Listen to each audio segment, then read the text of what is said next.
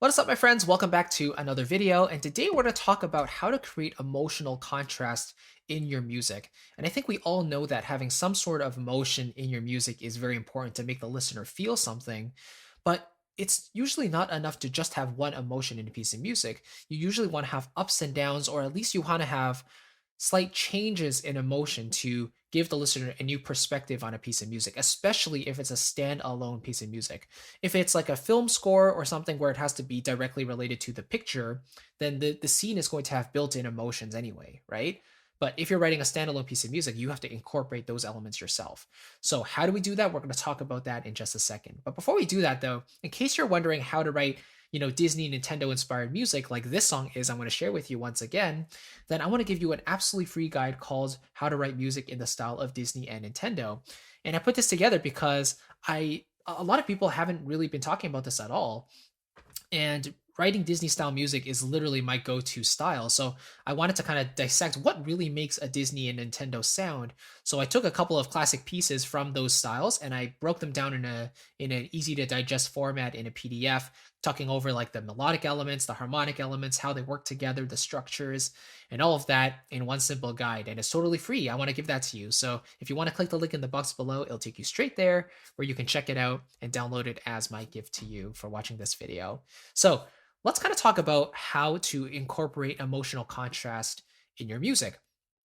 And the first way and the second way are kind of related.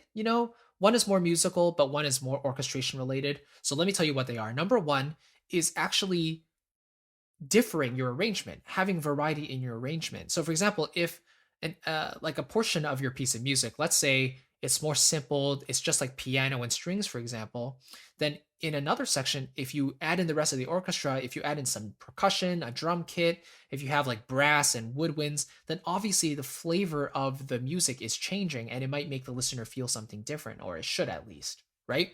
Let me give you an example of that.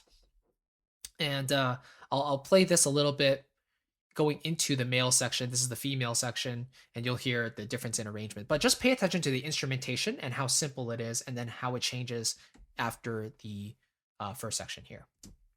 So why am I feeling so let down?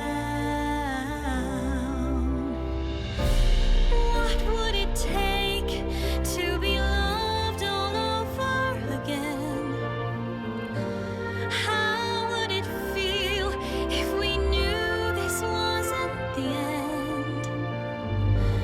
Name every star, laugh through the night, share every dream. I'll meet you once again.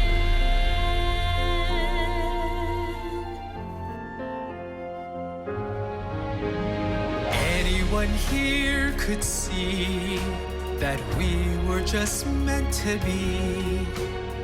When did we say our last goodbye? We scribbled our names in red. No other words were said. Left to myself, the tears ran dry. Okay, let's stop there. So generally you hear the difference, right? So in the first section, in when Amber is singing, it's very calm, it's very intimate. There's there's some cymbal crashes, but essentially it's strings and piano only because it's more lighthearted, right? And then as we get into the new section, you have a flute here, but now we have string tremolos, build, and now we have the addition of the percussion. We have a drum kit, right? We have the shakers on the top as well. Could see. I also have some brass and choir in there as well to warm up the texture, make it a little thicker, and just beef up the arrangement because I want the energy to change. I don't want it to just feel light and happy anymore. I actually want it to feel deeper and more emotional and more invested. And so that's the idea there of creating emotional contrast, is changing your arrangement so it's not entirely different, but there's an enhanced feeling to it, right? So adding elements that are appropriate for the context. That's number one. The second thing you can do is modulate. And I've actually done that here as well. So going from the first section to the second section, I went from the key of F major to D flat major. I'm actually going down a major third from F to D flat.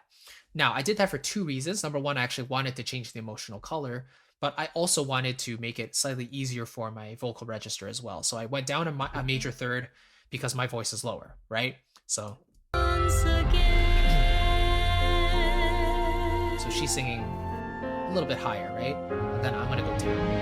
Anyone here could see that we were just meant to be. Right? Because if I was singing in the original key of F, it would be, anyone here could see that we were just meant to be, right? That's a little high. I mean, I could sing that, but if I go with those higher notes later, it's going to be more difficult. So going down a major third definitely helps.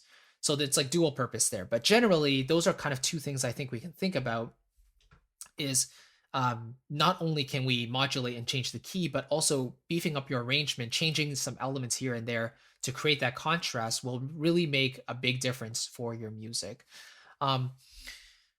It can get quite theoretical if you wanted it to, but I tend to write by instinct. I kind of write from feeling, like what comes inside. And if you know music theory and you're able to listen to things and kind of dissect them, then of course that's a benefit because then you can pick those things up and apply them to your own music. But even if you can't, that's totally fine. I would just say to experiment, like try out different things. Feel free to go to different keys that you might not necessarily go to normally, and you might surprise yourself. You might like the result, you know? So there's no right or wrong here, but whatever you feel like you want to try, please do it. And I just want to encourage you to try out variety. Like don't feel like you're stuck in one thing all the time. Music is meant to be explored, right? So lots of ways we can, make contrast in our music, but these are just two ways I wanted to bring up. So anyway, thank you for watching. I hope that makes sense. Let me know if you have any questions about that in the comments below. And again, if you don't have my guide on how to write music in the style of Disney and Nintendo, I want to give that to you absolutely free. It goes over two classic pieces of music that I've kind of dissected from top to bottom, just talking about the melody and the harmonies and how the structure works together, what really makes them sound the way they do, what kind of gives them their signature. And if you're interested in that sort of genre, I want to give that to you absolutely free. So again, click the link in the box below. It'll take you straight there. And again, it's my thank you to you for watching this video. So I'll catch you in the next one. Thanks again and see you. Bye-bye.